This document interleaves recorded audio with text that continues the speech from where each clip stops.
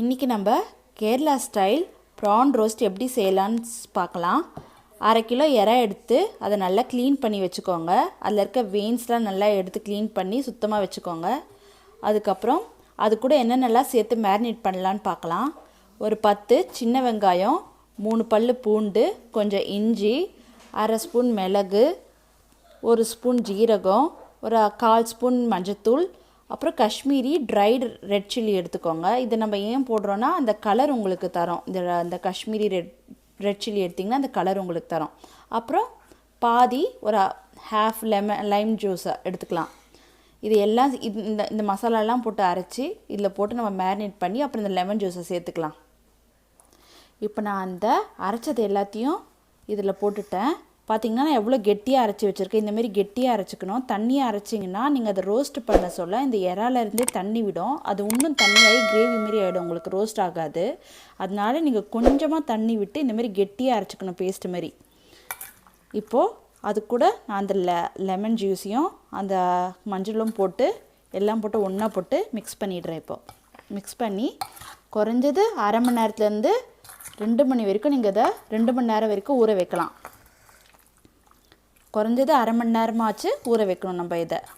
அப்போ தான் அந்த கிரேவி அந்த மசாலா வந்து அந்த இறால நல்லா ஊறி நல்லாயிருக்கும். நான் இப்போ இதை நல்லா போட்டு மேரினேட் பண்ணிட்டேன்.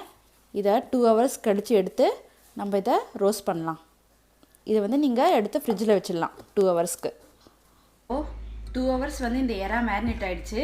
இப்போ கரெக்டாக ஒரு டேபிள் ஸ்பூன் வந்து ஒரு டீஸ்பூன் வந்து நீங்கள் ரைஸ் ஃப்ளவர் போட்டு அரிசி மாவு போட்டு நல்லா மிக்ஸ் பண்ணிக்கோங்க. ஏன் நம்ம இது மிக்ஸ் பண்ணுறோன்னா அப்போ தான் இந்த மசாலா வந்து இந்த எறா கூட நல்லா பிளெண்ட் ஆகி உங்களுக்கு கிறிஸ்பியாக வரும் ரோஸ்ட் பண்ணும்போது.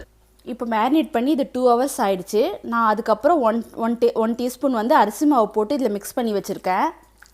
கரெக்டாக நீங்கள் அரிசி மாவு வந்து எப்போ போடணுன்னா அந்த எண்ணெயில் போட்டு ரோஸ்ட் பண்ணுறதுக்கு முன்னாடி அரிசி மாவு போடணும். அப்போ தான் வந்து உங்களுக்கு அந்த மேரினேஷன் வந்து அந்த இறால நல்லா பிளெண்ட் ஆகி கிறிஸ்பியாக உங்களுக்கு வரும்.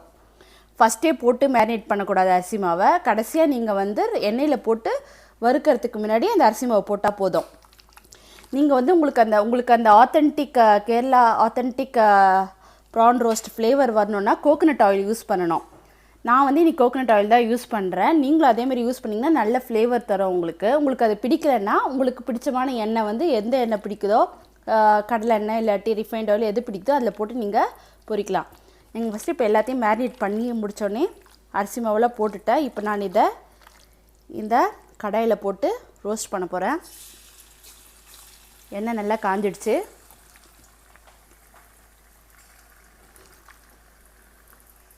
இப்போ நான் இதை நல்லா ஒரு கிளறிட்டு நீங்கள் என்ன பண்ணணும், மூடி போட்டு மூடி வச்சுருங்க.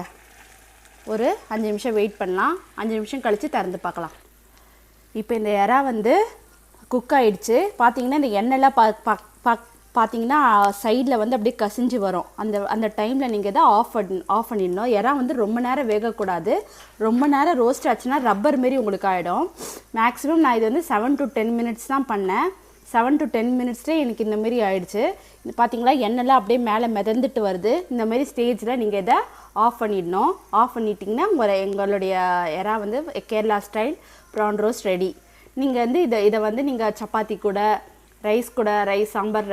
சாம்பார் சாதத்து கூட அப்புறம் ரசம் சாதத்து கூட சாப்பிட்டிங்கன்னா ரொம்ப நல்லாயிருக்கும்.